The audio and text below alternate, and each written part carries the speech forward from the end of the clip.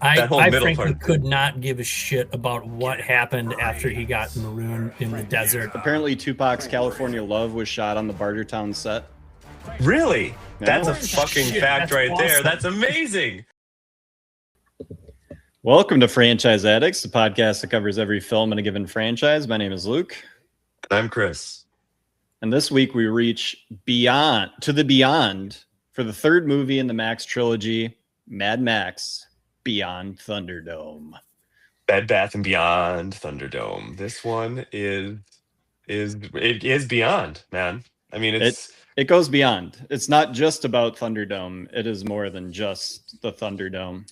It's beyond what we were used to seeing in the past two movies, tell you that much. And for those of you just listening to the audio only, that is our good friend Peter joining us again on the show for another Peter's Mad back. Max. Tree Cutter is back, and I just want to talk to you guys about an opportunity I think you need to get into. You guys need sponsors, because I listen to these other podcasts and I hear these stupid advertisements about peanut butter and jelly sandwiches from Gronk or Julian Edelman. You guys should use my sponsor. I'm sponsored by someone, well, I used to be sponsored by him until I was rumored to have some dendrophilia problems. But anyway, it's called Pocky Liptos, and it's like your American SpaghettiOs, except it's made with dog food. So when you need the energy to fight a special needs person in the Thunderdome, you reach for Pocky Liptos, or you need protein and carbohydrates when you're marooned in the desert for a gulag, you need Pocky Liptos. And it's got a fun jingle. It goes like this. It goes, Pocky Liptos, you and your dog will love it. So you guys should get a silly sponsor like that. And that's my advice to you. On with the show. Carry on. That's enough from Tree Cutter. I know.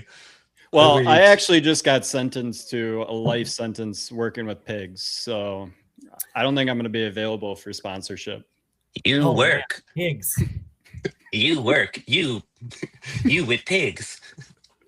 You peasant. Pig shit. Isn't there a character called Pig Shit in this movie? I'm sure there is. Yeah. The names are wild from this movie. I am sporting my favorite character from Thunderdome as my title today, Dr. Dealgood. Who is that? He's the Geoffrey Chaucer character from A Knight's Tale that does all the announcements before in the Thunderdome. Yes, he was good. He was good. Is that someone that is that like a known actor? I don't know, but he is overqualified for the role that he's playing in this movie. For sure. He's like one of the standouts and he doesn't do much, right? He just kind of looks like he's wearing like a crow costume or something. He's just got a cool cane. He's got all black on. I'm thinking like Waterworld, Robin Hood, Prince of Thieves type of, just like brown cut up fabric.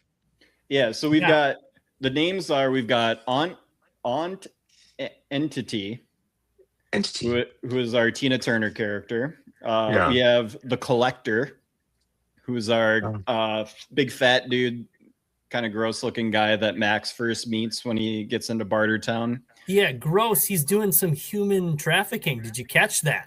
Well, it's weird because he's like the gatekeeper to Bartertown, and yet everyone that he talks to before Max just wants to use the brothel. Yeah. But when you then go back in, it's like more than just a brothel.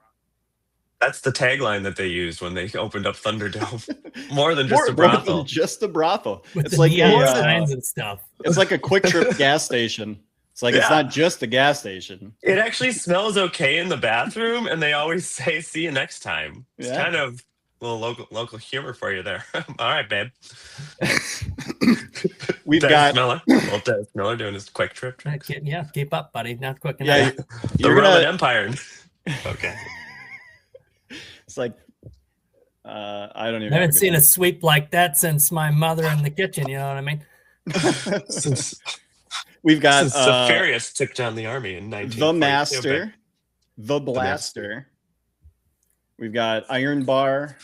Pig Killer is our wretched little. Yeah. Well, that was Cop Killer. Cop Killer. No, Pig Killer is the guy that is we who has a talking role. That's one of the prisoners in the pig dungeon. Ah, yes, the pig dungeon.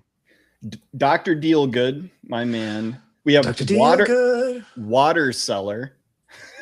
Wonder what he does. Oh, with the radioactive water, I like that little touch. That was good stuff. That was good world building. Tauntaun tattoo. Yeah. He has a what tattoo? Is that a character? His name is Tauntaun Tattoo. Andrew as Tauntaun Tattoo, a Bartertown inhabitant who's Auntie's saxophone player. Thank you very much. Dude, He's saxophone. We gotta talk saxophone, man. That dude, he had like weird milky blue eyes, and I mean the outfits were insane in this film. Yeah, outfits were great once again. Yeah, absolutely. How many, Chris, have you seen this before? Or was this first time? This is my first time Beyond Thunderdome. Peter, is this your first time? Virgin for me too. Wow. Yeah, okay. Broke my Thunderdome cherry. So this film is strange. It is strange for a couple of reasons. Sure. One is that it has had two directors. Okay, all right. This is starting to make sense here. And then the other big thing that happened on the production side is that the main producer of the first two movies, Byron Kennedy, died in a helicopter accident during the shooting of this film, which is why the movie is dedicated to him at the end. It says for Byron. A lot of people credit his passing to kind of the weird stuff that occurs in this movie, and that it doesn't have a linear story. Like, we kind of just follow Max through an adventure, and two different movies happened during that time. Can I ask a question? Sure. How is this different than any other fucking Mad Max movie? Like, I feel like it was just like, like crazy shit happens. They're chasing each other for a long ass time. There's a guy with a doll. I don't fucking know. Funny story. My 14-year-old son came down and I was finishing this movie. And he's 14. He doesn't give a shit about what's going on with dad, right? He's just like, he's on his phone. He's got the AirPods in it. But he looks over and it catches his attention and he can't look away. Okay. And he says, "That's the most insane thing I've ever seen." What part was that? I like the whole ending, like the end. The whole ending. You mean the awesome car chase that's at the end of every Mad Max movie? Yeah. So again, I'm like, I know people think like, whoa, this one's way different and jumps the shark. I don't think it jumps the shark, but it is way, way, way different. Do you think? I feel like this. I mean, well, I won't get ahead, but I mean, there's like that hook sequence in the middle. As you want. We're not going scene by scene. Talk about whatever you want. Okay, so like, I mean, yeah, I think the part in the middle is kind of just meh. I don't know. It wasn't my favorite. Are you talking about the kids? Yeah, it reminds me of the part in the middle. This movie feels like they were making a movie, and then Spielberg and George Lucas got on the set, and they were like, you know what, maybe you should try something, do it like this. Like there were Ewoks that could fight the man pretty good, and so we should have something like Ewoks for children. Part of the children. There's a common myth that comes out of this movie because it is co-directed. George Ogilvy is the name of the other director. Okay. And there was a myth about it that Ogilvy basically shot the kids stuff and Miller did all the Miller-like stuff. Miller has debunked that. He's like, no, there was like one scene we didn't work on together. Everything else was a dual effort. I frankly could not give a shit about what happened after he got marooned in the desert. I did not care at all. I was completely, the movie just lost me. But it lost me, but then it brought me back. When they're doing the chase so hard, I couldn't come back.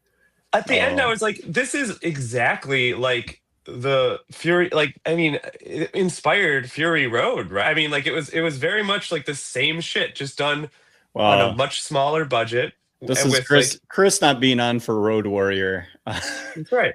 That's right. Because Road Warrior is the setup for Fury Road more than this. Okay, but the stylist, like crazy acrobatic shit just happening on the side of cars. Like, it reminded me. Sequence. Yeah. So I don't know. It was like a nothing burger, but I like the buns. You know what I'm saying? not the middle, not that middle part, not that middle hook part. Where all the sustenance Yeah. is. Yeah. No, I felt the whole chase at the end was just felt forced. Like, okay, we gotta do this because we're a Mad Max movie. I would have been perfectly fine if they spent the entire movie at Bartertown because I loved Bartertown. I love cool. Thunderdome. There's not much more to do at Bartertown, though. But they could have written a love script story that didn't have a forced chase scene. It's like, what's good writing got to do with it? Oh, I guess we'll fix it in some post-production. I don't know. It was just I like Bartertown. I wanted to stay there. Yeah. So yeah, the two big things about this movie coming in, just the high level look, is that this is without the producer of the first two films, which are considered to be classics, and that it is two different movies. There is the Bartertown Thunderdome, and then there's the Beyond, which is the kids basically playing Hook, thinking that Max is their messiah, their pilot come back to take them back to the city. Captain Wooka. Yeah. He finds him. Wooka. I know. Now, I have seen this film before. I think this is like my third or fourth time seeing it. So I am fully prepared for that section of the movie. Unprepared. So it just adds it adds stuff for me. I love listening to them tell the story. I like Max's reaction to it all.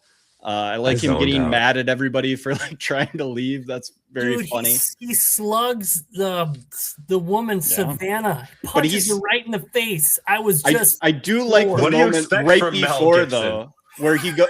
Come on! I expected from Russell Crowe, but maybe not Mel Gibson. He stops and goes like, "Are you really gonna make me do this?" And then hits her. Yeah, because she makes him. He was asking for it. Is that what you're saying, Luke? Yeah, you're gonna make me do this. Okay, so I think it was Turner, a production consultant. Hold on. If a woman is robbing a bank, can't do it. Tackle her to stop her from doing so. How is this anyway equal? She was about to go into the desert and die. But why does he care about them? Because he is a caring man. He had a family from the first movie. He's hearkening back to them. His conscience is growing.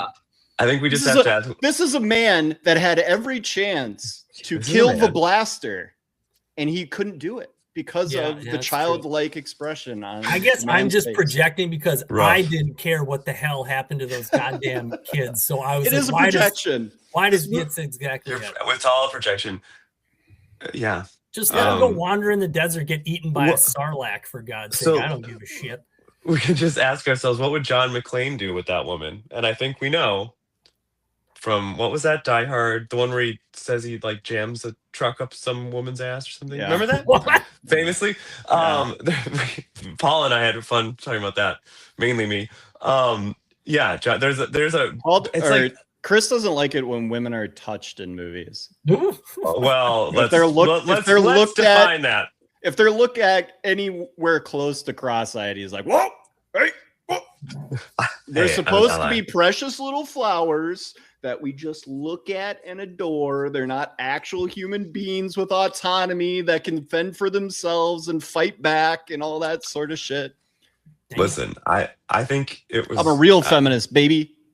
I think that's great. I think it's great. I wasn't even expressing my own opinion on this. I was simply calling back to John McClane, who does have a very big fight scene with a woman in Die Hard, 4, 7, 8. That fight scene was a little bit more dramatic than simply knocking a girl out so that she doesn't die in the desert. Yeah, that's what a man does to, Yeah, a real feminist would punch a woman out just like he would punch a man. It's equal opportunity. It's true. Yeah, opportunity. I don't see gender. So let's go back to the part of the movie that is more widely accepted, and that is our Bartertown area. We get a whole new kind of world. Mad Max does this throughout the films, where it'll introduce these parts of the world that are maybe mentioned, but you never actually see them till you get there. And then you're just thrown into like a whole nother world inside of Mad Max. I think Bartertown, like you said, you could have spent the entire movie there. It is a really cool setup. I would have liked if they would have found some kind of story that stayed at Bartertown the whole time doing something. The point is that I feel like the movie suffers from not that whole middle part, not having your main bad guy, quote unquote, being involved in the movie. I think it suffers. Yeah, and they kind of paint themselves in a corner with that too, because they do banish him essentially and just figure he dies because of that sand pit or whatever. Right. He gets and banished so to a they have no reason to like pursue him. Right. And it's just, I don't know, it's just a poor decision in script, I thought. But I don't know how to write a better movie, so what the fuck am I talking about? It is strange because it does seem like they have all the pieces to do like an hour and a half, hour 45 with like the conflict between Tina Turner and Master, basically. Because they have like Master controls the power. Who run Bartertown? I run Bartertown. Say it fucking sounds louder. Louder. I don't like pigs. Were you convinced that Master was so smart? I mean, no. they didn't convince me. This is what I'm saying. By the end, they didn't convince me to care about what their mission was to get Master, who's supposed to be so smart and lead them to a better life, but I wasn't convinced. It ends up kind of just being the train that basically all the engines that are then being used like to pump the methane and actually turn it into energy. It seems like the train was kind of the big linchpin, that as soon as they got that kind of moving and rips it out of there with all the tubes and stuff that are hanging off of it, that essentially, not just Master, is what is running Bartertown. Because like all Master does is like he turns a valve, and he doesn't even do that. Blaster's nobody else knows how to do that. They're like, you gotta tell us. No one else knows. He's like, I will tell you. Put him next to pigs. Put him next to pigs. And then do you think it's just that he's the only guy that will like be a manager down there? Yeah, it's a tough job. Yeah. They try to get like what's his name? Our like deal maker dude, Dr. Dealgood. He's like Dr. Dealgood. He's like, I'm not gonna, go smell like pig shit the entire time. That's this guy's no like, way. My life is already shit, so I'll spend my time in it. Like what, 2 guards down there too? Because like when Max brings the kids back and they're trying to break out Master and set up the whole last chase scene, like they have to take out 2 guys. That's it. Like a muscle-bound man and a muscle-bound woman. We needed to see more skin from those people. We needed it was like more of that. American Gladiators type of situation. Hey, talking about American Gladiators, did the Thunderdome stuff inspire that one event from American Gladiators where they jump on bungees and fly at each other? Because that was sick. That was sick. Also, speaking of inspirations, the movie being ahead of its time, did you guys watch Teenage Mutant Ninja Turtles as children? The cartoon. Yeah.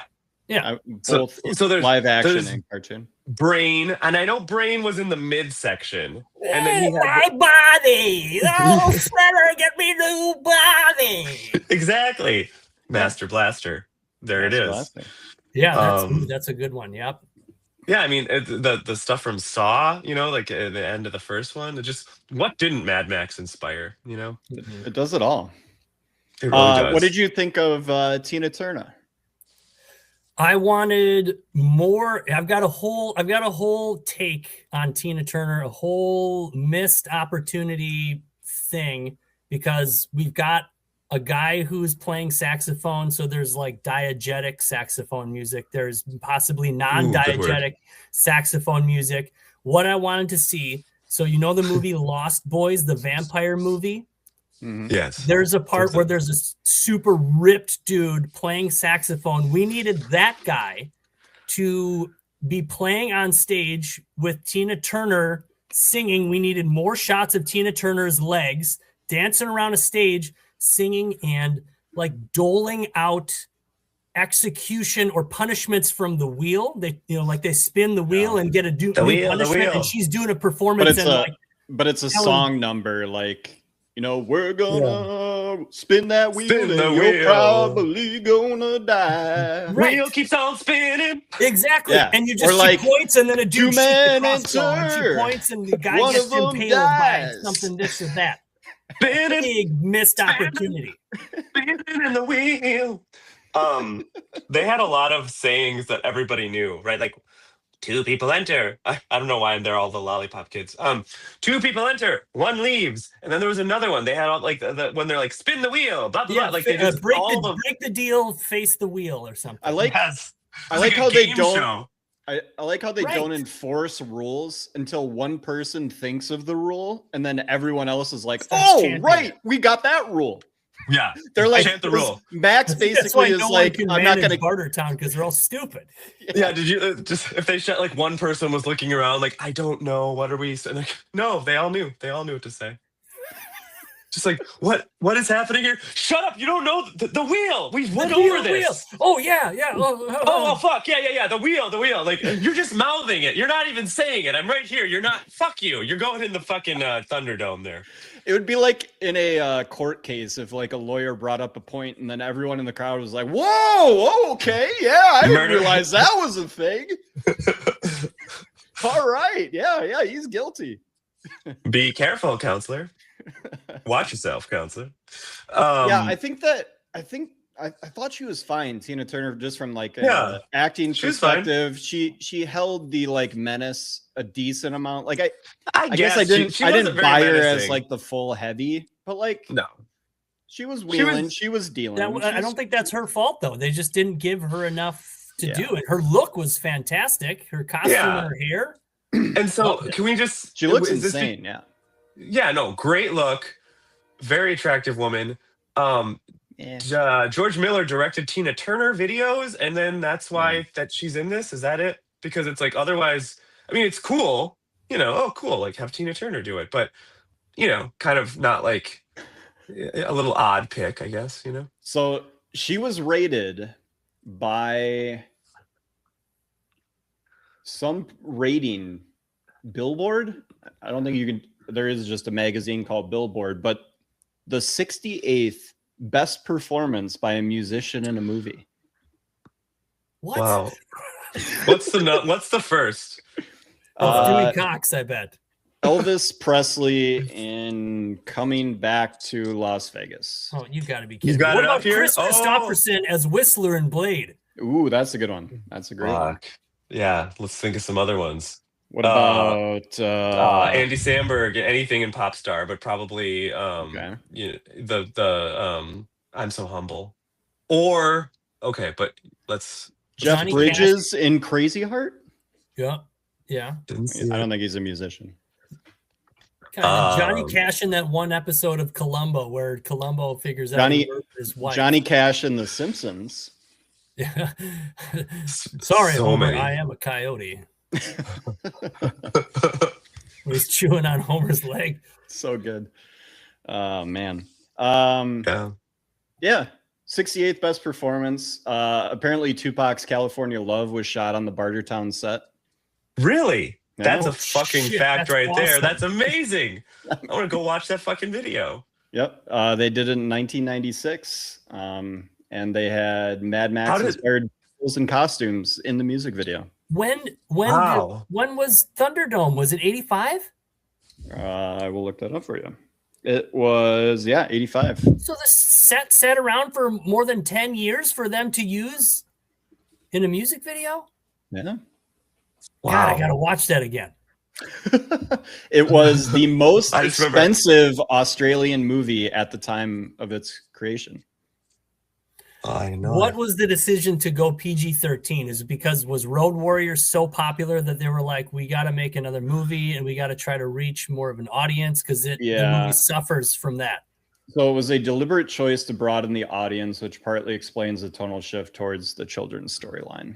With the goddamn whimsical music, like I felt Rufio was going to come out of the left corner any second. Oh, I'm just a boy again. Oh, Jack, no, Jack, come back, Jack. Oh no, Wendy. Oh, we used to say this line from Hook all the time. He lost his marbles. Yeah, he lost him good. Hook is an amazing movie that I thought was an amazing movie when I saw it. I was like, this is the best film that's ever been made. It's a great kid movie. It still is great. You're about to like go in a wrong direction here. I'm gonna say that I've rewatched it. Not as strong. Not as strong upon rewatch. No. I think the only problem with that movie is it takes too long to get going to Neverland. Like it takes 20, 25 minutes. That's the only problem with that movie. I remember being like sincerely like terrified in the beginning as a kid. Yes, when they come in and take the kids and like during that fucking musical performance. Oh, Wendy. Yeah, it is very scary. If you were, I mean, we are parents now, so if you came home to a knife in your wall and scratches all over the drywall and your kid's missing, you'd freak out. It was an interesting tone on that film, but Dustin Hoffman as Captain Hook. I mean, that is pretty. I mean, the cast it's pretty good. Yeah. Julia Roberts as Tinkerbell. That was pretty weird. That is weird. It was weird. She's got a crush on Peter. Well, that has always been a Peter Pan thing. Yeah. What is Tinkerbell doing? Tinkerbell. She's a happening lady. She's a modern woman. Yeah, just sprinkle a little fairy dust on it. Sprinkle on that thing.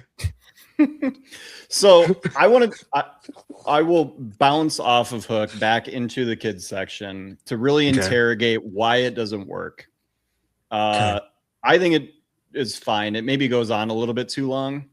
Is it just the conceit, Peter, or is it how long it lasts? Or it's the length of it, and I hate stuff that's marooned in the desert, and it kind of does that twice. One going out to the children, and then another one going back to save the children and back to Bartertown. It's like too much marooned in the desert bullshit that slowed everything down way too much. The forced whimsical music just did not work for me, just compared to what I was used to with the last two Road Warrior movies. It didn't work at all for me. See, here's the trick. You don't watch Road Warrior. Did you not watch it? I didn't watch it. I had shit going on, man. I tried to. I watched it, but I was like, my head was spinning and was elsewhere. But it's cool. I watched that first one. Did I like the first Mad Max? I like the idea of it. I like talking about it. I don't know if Chris likes the Mad Max movies. I don't know if I mean, but here's the thing. You even like Fury Road? No, I like Fury Road, but it took me a minute. Like I think the first, like when it first came out, I was like, what? So there's no talking and it's just a chase forever? Yeah. I'm fine. I'm willing to You better have fucking dialogue in your movies if Chris is gonna watch it. And it better not be shot with a potato. Danny Boyle. My favorite movie. Well, Danny Boyle's overrated. Favorite movie. There Will Be Blood. What? Danny Boyle's overrated? He is. I mean, he is. He's fine. He's made a couple of good movies. The Beach is a masterpiece with that video game sequence. You're not allowed to bring up The Beach. Early, Leah. It's the one everybody falls back to make fun of Boyle, and it's not fair. No, I like The Beach. I saw it when I was 14 years old, and that is the right time. I enjoyed it. Yeah, that's the right time to see it. Do we go back and watch Slumdog Millionaire? I don't know if we do. Yeah, I would argue that. Have you rewatched that movie ever? I have, yes. I was actually doing the Slumdog Millionaire thing yesterday when I was playing trivia. And I was telling people after I got the answer right how I knew the answer. Okay. Well, we'll talk about you going to trivia and not inviting me. That's cool. What the hell? I mean, whatever. Well, I know. I'm networking, baby. I'm trying to make shit happen.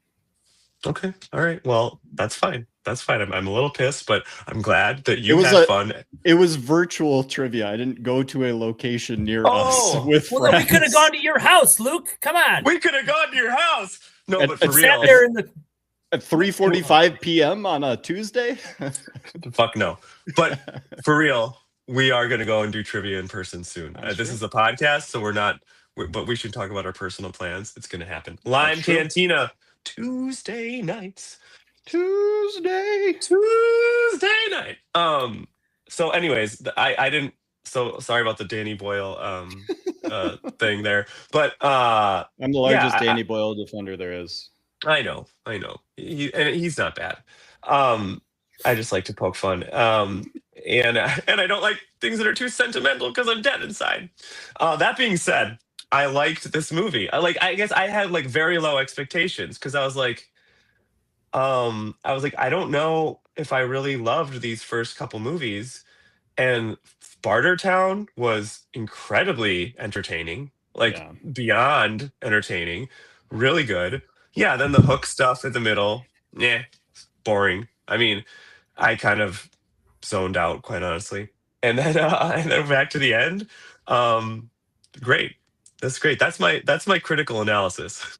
In the middle, it was kind of boring, and I zoned out. I would write that up. I can't say I like this movie then if there's just a giant part that put me to sleep. There are two types of movies: one that puts you to sleep and one that wakes you up. And Road Warrior had me completely grasped. You know, people like lose focus and they go on their phones. Like I was taking down my Christmas tree watching Road Warrior, and I stopped everything that I was doing, and my jaw was on the floor watching Road Warrior. And the same cannot be said for this movie. I'm sorry. I should watch the movie. I would agree that this movie is about a half step back from the first two films, like a full step back from Fury Road. I'll have to revisit Furiosa just because I've only seen it the once in theaters. I enjoyed it. Yeah, it was great. But yeah, so I'll give you the scene in the kids part that really got me this time. And it was with the wind, and then when they go out to the airplane. Like just seeing a huge jumbo jet in the middle of the desert and all these kids cool. Kind of climbing on it, the way that it's shot against the background. And then Max essentially just seeing it and turning around and just walking back because he's like, these guys are nuts if they think that is ever getting off the ground. Yeah. And it's heartbreaking because it's somebody from the before times that understands this machinery, that understands the story that they're telling them, and doesn't really know how to break it to them. That I suppose he does break it to him rather harshly, where he's just like, everyone's dead. This is where you need to stay.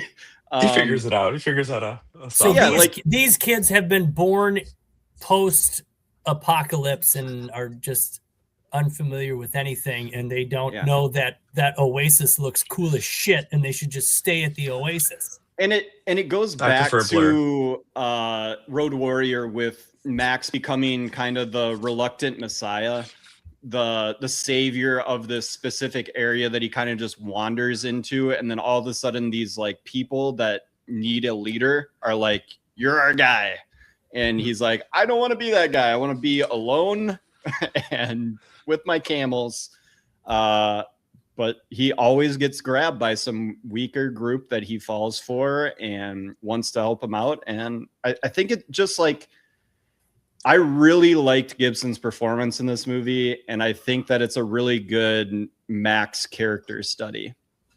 Whereas Furiosa, obviously, and then Fury Road, Max is a background character. He just this is our last actual Max movie. Say goodbye to Max. Yeah, he's gone. Yeah, name only. Yeah, HBO Max, Warner Brothers, HBO Go. Yeah, who knows what's happening with all these mergers? Am I right? But no, it's his send off, and we find that Mad Max is actually maybe kind Max. He is kind Max. He is kind Max. Yeah, happy full Max. Circle. Happy Max. I don't know if he's ever when you truly said that happy. they were trying to do a man with no name kind of a thing, and they blatantly do that when they introduce him in the Thunderdome. They call him the man with no name, but earlier, 5 minutes ago in the movie, he said his name was Max. I felt like that was a little bit forced, doing the man with no name Western trope thingy. It is a killer wrestler name for Dr. Dealgood to shout out after he introduces Blaster. Yeah, I love. I mean, if you're just like, and our challenger, we have no idea where he's from, and it's Max. Way cooler human to be spider. like, no Bonesaw is ready. I thought that was pretty good. I had a thought and it left me. What would your strategy be in the Thunderdome? So here's the thing. This is what I was going to say. Everyone should know I am actually actively sick. So my brain fog is why, if I'm a little less quick that's why. You're doing great. Oh, thank you so much. Thank you so much. I needed to hear it. No, when Master Blaster, right? He's talking to someone, something happens because, clearly I watched it like a week and a half ago. And he's like, just snap his neck. Like, so it's implied that Master Blaster could easily kill a man with his hands in a matter of seconds, right? Mm-hmm. So we get that info, and then it's like, okay, now you go into the Thunderdome. And you're like, oh, shit, this is going to be bad for Max. And they're like, but the way that you must fight is through, like, crazy gymnastic, like, what the fuck is that? Yeah, like... It's like what is that practice that many like women are into is like an exercise thing where they've got the legs no, it's like if their legs are draped on these like things coming down from the ceiling. An anything but real exercise kind of exercise. That's what it is. Yeah, all of a sudden that's how they have to kill each other in the Thunderdome. Yeah, it was actually like hilarious and stupid. But I mean, I loved it. It was filmed fantastic with great sound effects, and the whistle that he had to get, that was some great like action struggle acting from Mad Max. You want your hero to struggle, and like he thinks you think that he knows he's going to have the upper hand, and then he loses the whistle right away. I love it. You need that. You need to have that the doubt, right? I liked when he was when Blaster was bouncing Max like a basketball with his feet. That was pretty. I am surprised. Max takes quite a beating during the start of this fight. I am surprised that he is not unconscious about 5 minutes into that fight, because he gets thrown against the metal bars, the dome bars, like really hard a couple of times. He takes the dome to the dome. He does. And there's chainsaws in this movie, so I'm a big fan of that because I am an actual arborist, so I like chainsaws and stuff. Unlike the chainsaw in Evil Dead, though, it takes a couple of rips to get her going. The one in Evil Dead, pretty much right away. They should have had a battery-powered chainsaw, no pull cord. Fantastic, love it. I believe it. Was that what you prefer? Oh God, oh yeah. Well, battery technology has finally caught up to the everyday tool world. Because it used to be that you runs on pig shit. Yeah, my wife doesn't like how I smell at the end of the day. That's why I use Degree.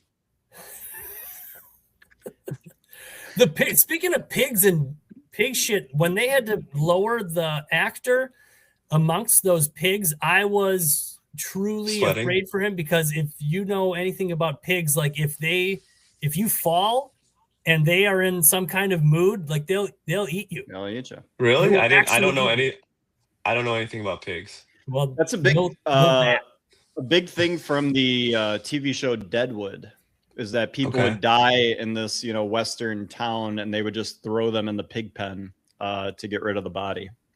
Hence the term as greedy as a pig. They will go through bone like butter. Oh my God! Remember Pigpen from Peanuts? He smelled always. He did. That's like kind of like rude that they're like, what were we saying about Pigpen? They're like, this is the dirty boy. This is the boy. Pink lines and dust. Yeah, he's poor. Like, what the fuck? Yeah, I know that was fucking not okay. What they were doing with Pigpen. They're like, yeah, the fucking poor smelly kid. He's fine. Peanuts was kind of fucked up. Do you think? I never liked Peanuts. Never. Yeah, Lucy's always pulling the football away from old Charlie Brown. She's faking that she's a psychiatrist and basically just like dunking on people. Yeah, gaslighting poor Charlie Brown, who's bald. And then you got Linus. Linus is got big time security attachment issues. Yeah. And it was Schrader is like a kid genius, but all he can do is play piano. Oh man, that one song though. This is how good this movie is. This is what we're fucking doing right now, talking about this stupid shit. This is how they dance. They're just like, oh, love god it. damn. Fucking old cartoons. Let's give it up for old cartoons. You know, I mean, kids will never. My strategy in the Thunderdome would be to just be climbing that bad boy, and just stay at the top. That's exactly what I would do. I'd be right at home with the. And then I would be doing like dive bombs down on top of them. Yeah. Mel kind of grabs that strategy though. He does a little bit of that. He starts exploring the space. He starts using agility, quickness to get past the faster blaster.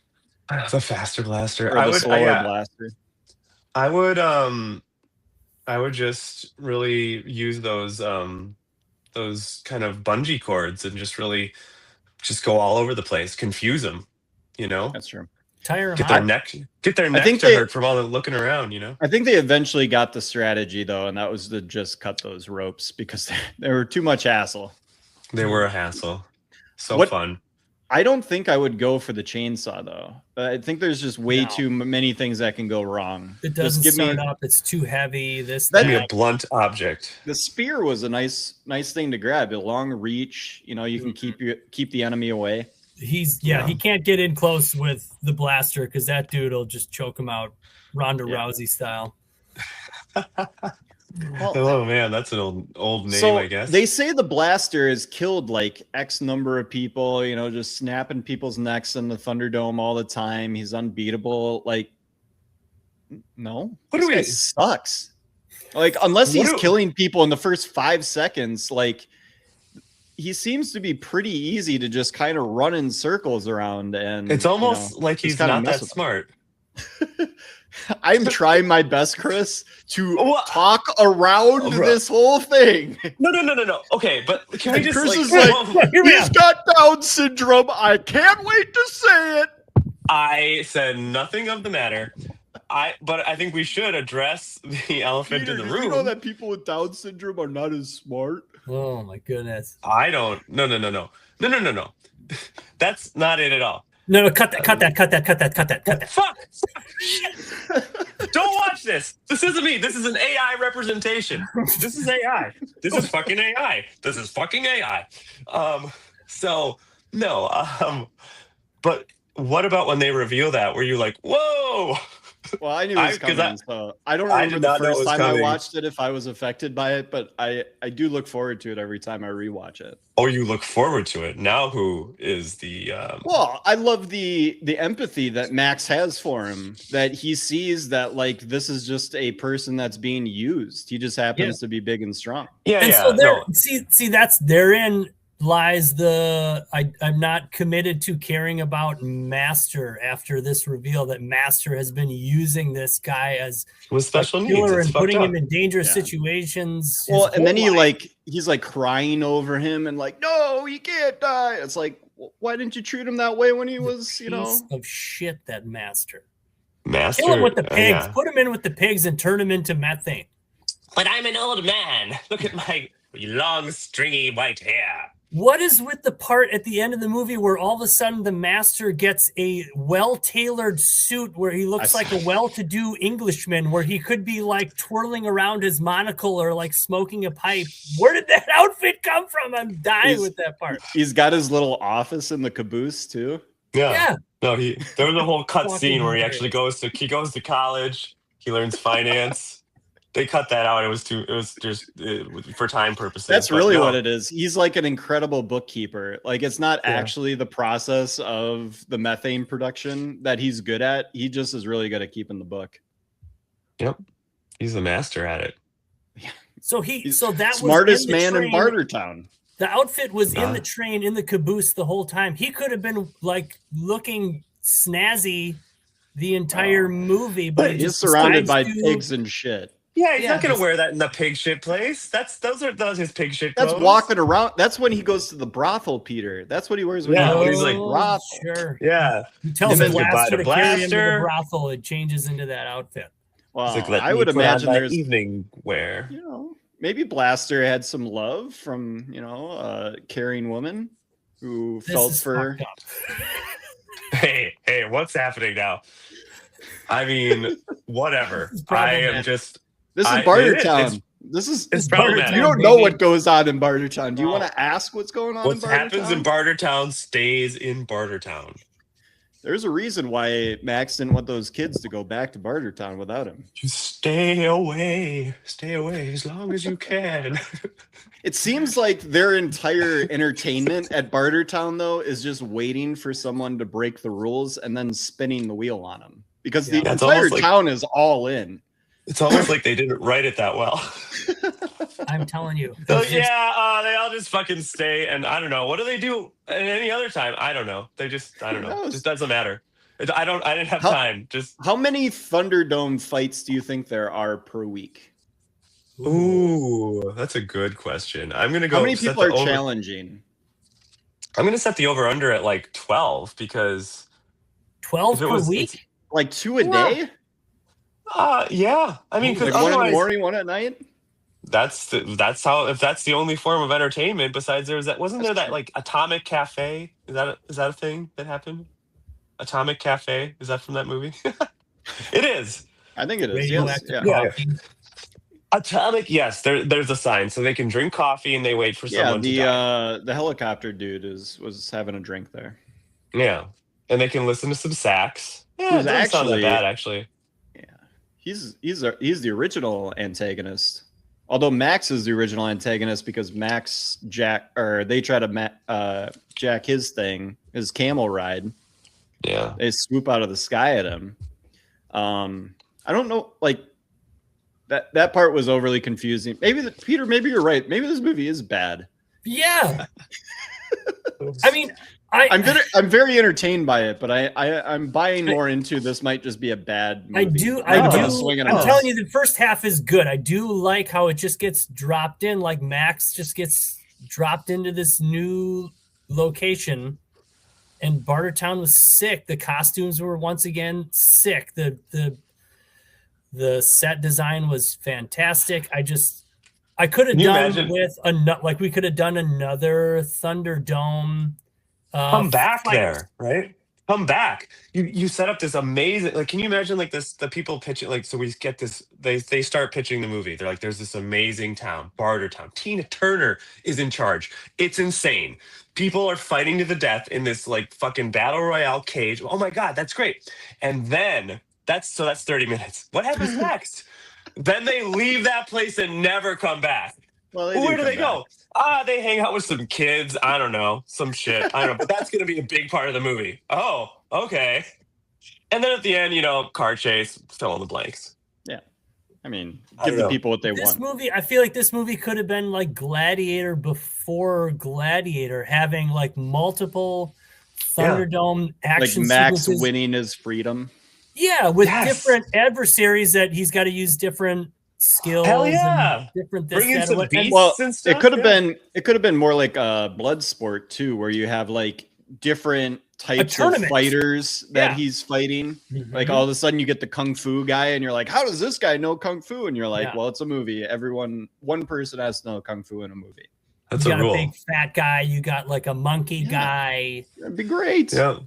Yeah, and it would be especially great, like Bloodsport, if they were from different parts of the world and they were stereotyped according to those parts of the world. Perfect. I would love that. But in Mad Max, you could just make up random town names. You could be like, oh, that guy's from Firetown. He's the champion of Firetown, and he's got a weird flamethrower fire spitting thing or something. This guy's from Coal Town, and he just chucks rocks at you. It's crazy. Yeah. And then Tina Turner is like the final boss. Like the Mortal Kombat. Like she stabs Max several times with high heels. Yeah, that would be those kicking those legs. Yeah, exactly. This is the movie. You take Bloodsport and you combine it with Bartertown, and you get the movie that you want. Much better movie. Okay. And then I make the fourth movie, which is just about the kids. Yeah, and make that 2.5 hours long. That's great, and it's touching, and it's beautiful, and it's essentially Furiosa. Does it have a Chris Hemsworth character with a fake nose? Yeah, I will be playing that character though in my own movie with his little teddy bear.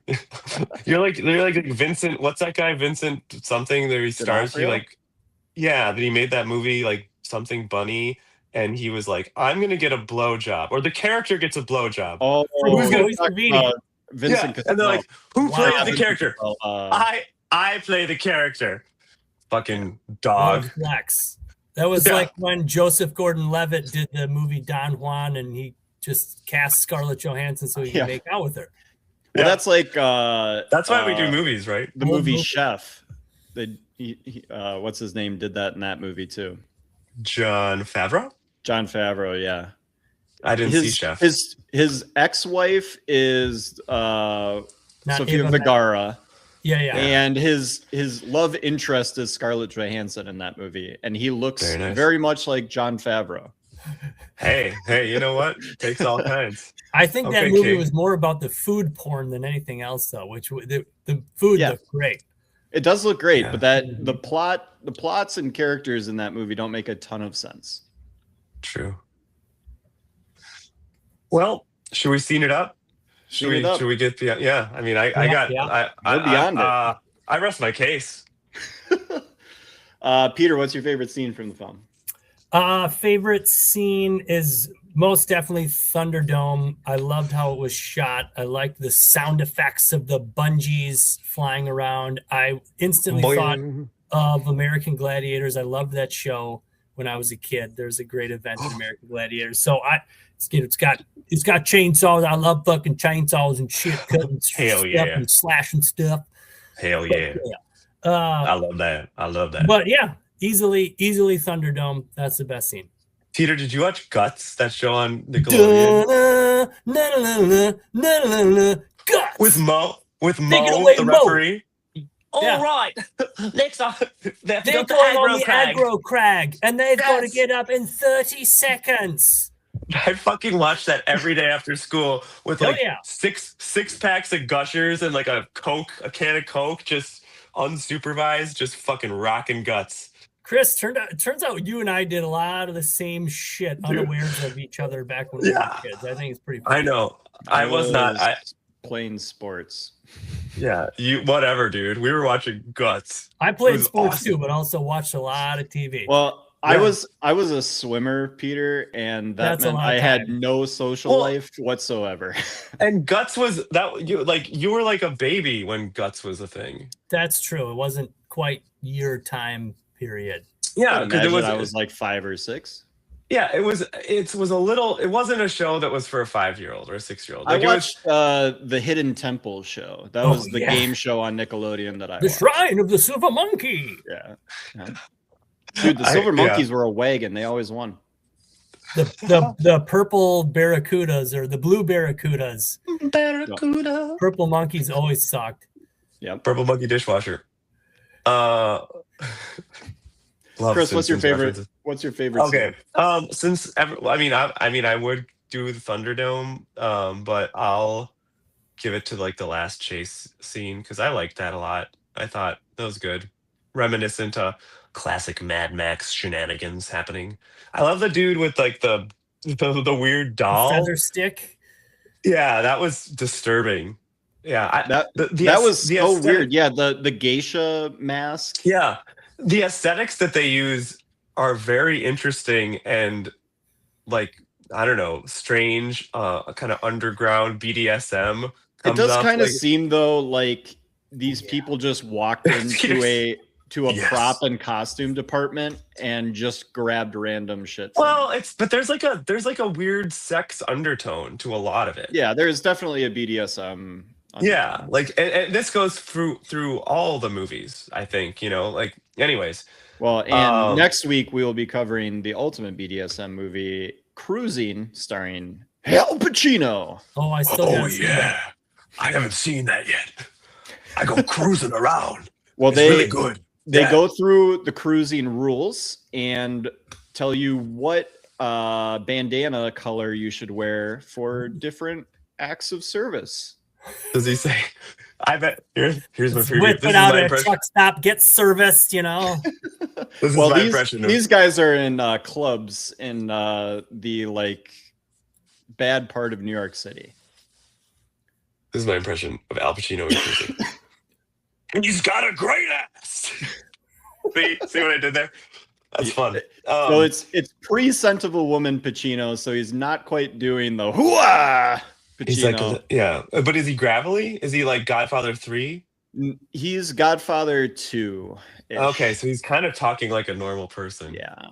All right. But he's very quiet and he looks like he's seen a ghost the entire movie.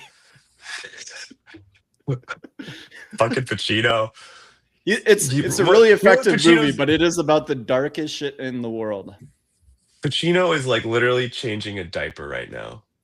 That's you know true. That? Well, he's not changing the diaper, but he is. He's ogling the maid that he has hired to. Oh yeah. You want to have child number 95? Anyways, give me 1 second. I gotta plug my laptop in. Hold on, I'll be right back. All right, my favorite scene is the Max entering Bartertown up until the Tina Turner twist, where she then attacks him as the what they call "quote unquote" the first test that he passes. I enjoy that quite a bit. I like the part where, and they do this in movies all the time. This is a normal gag where they tell him to remove his weapons and he has like 70 weapons on him that he just keeps pulling out of random pockets. Great bit. Basically you should do that anytime somebody says that in a movie. I agree. I forget, is it Airplane? Airplane, there's a wild one where they're doing that. He like pulls like an oar like out of his leg or like or Naked Gun. It's one of those, but those are just great. a classic comedy bit. Favorite performance from the film? Chris, go ahead. Let's start. Okay. I'm gonna go with, you know who I'm gonna go with. Obviously, it's gonna be my friend, the announcer, Dr. Dealgood. Dr. Dealgood. He's the one they call Dr. Dealgood. Yeah. And by the way, did that song exist when this came out? I don't know. I think it actually probably did. Right? If this was, maybe not. I don't know. Doesn't matter. I don't know. We'll just have to wonder that for the rest of our lives. So yeah, I'll go with Dr. Dealgood. How about you, Peter? I kind of have something along the same lines. I actually think Dr. Dealgood his time should have been cut. What? For the Collector. Oh. Just because his voice, I looked him up. Frank Thring plays the Collector, and I thought his voice was so good that he should have taken over Dr. Dealgood's part of announcing the whole festivities of the Thunderdome. I love his voice. Would you get the physicality of Dr. Dealgood, where he's like pointing, he's beckoning to the crowd? Maybe not, but I don't know if so smooth on the Collector. So that guy's family, the Collector had the mojo to get the crowd going like Dr. Dealgood did. Dr. Dealgood was a man. Video killed the radio star, is what I have to say, because Thring, his family, started one of the first radio stations in Melbourne in 1935. Oh. So this guy was all about the voice. Thring, you might recall Thring, fucking Frank Thring was Pontius Pilate in Ben-Hur, which was like the most popular movie in the world for like 5 years because no other movies came out back then. Sure. It was like Lawrence of Arabia and Ben-Hur and Spartacus. Number one movie those were the three movies. Yeah. So, anyways, I do like that he was a former radio guy. It's always nice. I'm gonna give it to you. You stole my Dr. Dealgood. Dr. Dealgood. I had to. I thought you were gonna say Mel Gibson. You fucking. Give it to I'm going wild card. I'm gonna give it to the skull-faced kid. Okay. What a performance! He's just up there with his dolls the whole time. He gets a couple of sweet swinging action shots in the car chase. The kid was incredible. Is he kind of a precursor to the War Boys with his look a little bit? Does look exactly like the War Boys. Yeah. War Boys. War Boys. MVP of the film.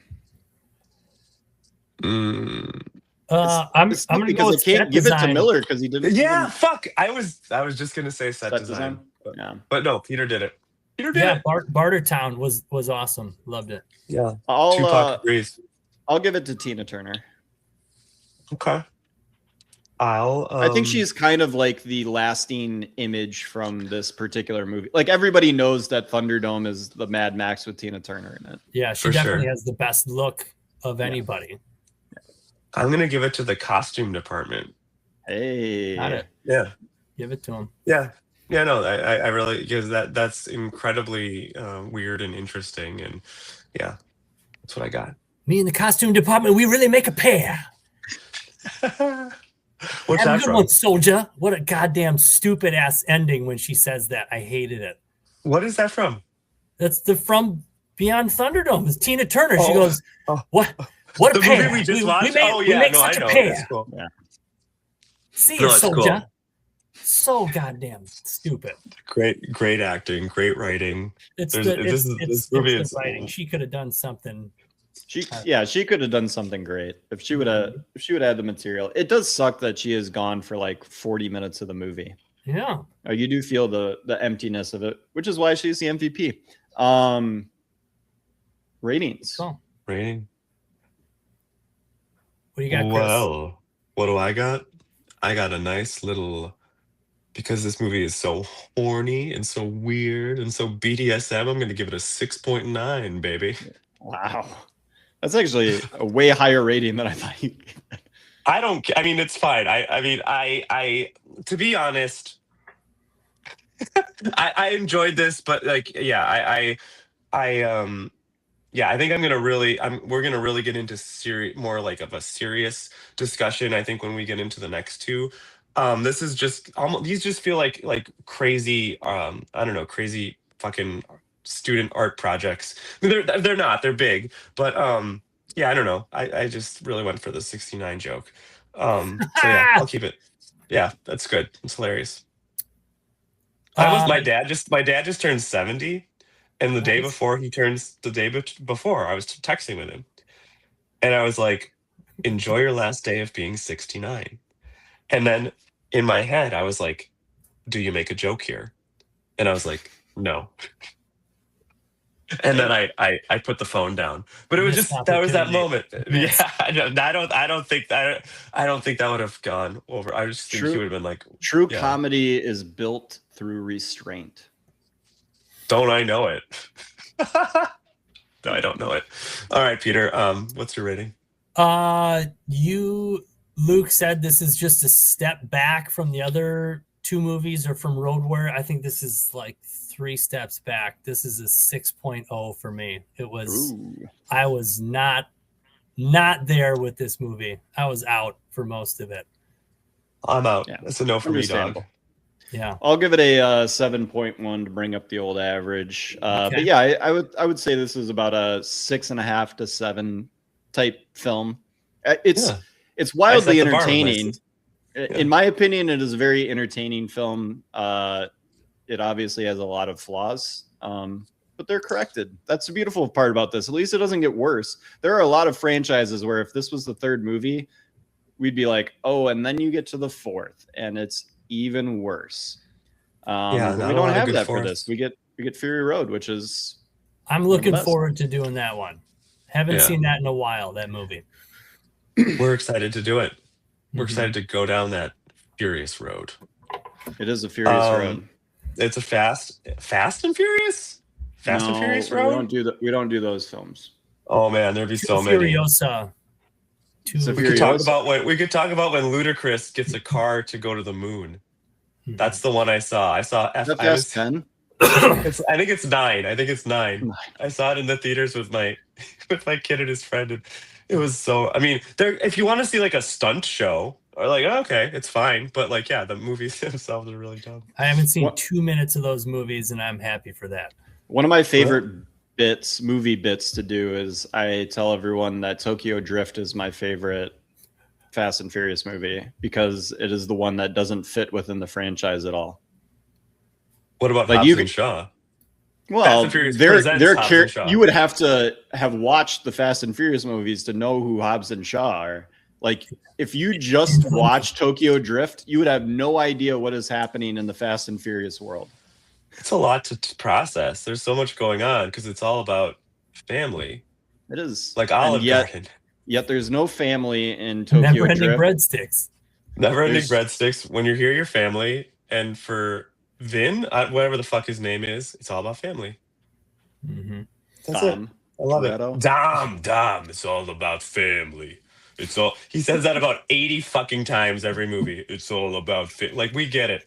Anyways, on that note, fam, Lee, we're gonna get into Fury Road, and there's gonna be a very special episode coming your way very soon, where Luke and I, before the Oscars, are going to talk about our favorite films of 2025, which will be really fun to do. Love that episode. And maybe talk a little bit about the Oscars. But yeah, that'll be coming soon. And then we will be back doing Fury Road before you know it. All right, fellas. Yeah, thank you, Peter. Thanks again. All right, see you guys. Bye. Bye.